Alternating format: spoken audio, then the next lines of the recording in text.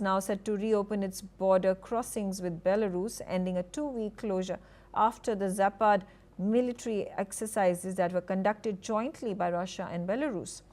Prime Minister Donald Tusk announced the decision, citing that security threats and economic concerns for Polish carriers and railways have reduced. The closure imposed on September 12th came after an unprecedented incursion of Russian drones into the Polish airspace. Additionally, the European Commission had expressed concerns over the impact on trade, with the closure affecting 25 billion euros worth of goods going via railways between European Union and China. While border operations resume, Tusk warned that Poland remains prepared to act swiftly if tensions escalate.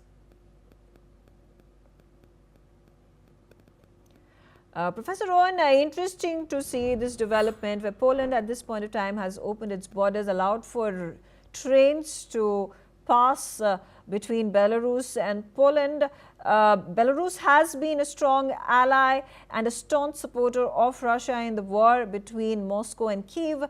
How complicated does the relationship between the European Union countries that are bordering Belarus and Russia is going to be henceforth?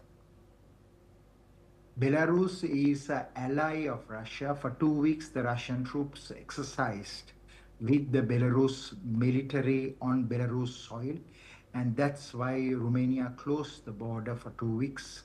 Prime Minister Tusk has very clearly said that he has now opened the border, and because they need to restore the traffic, the movement of goods and services between these two countries.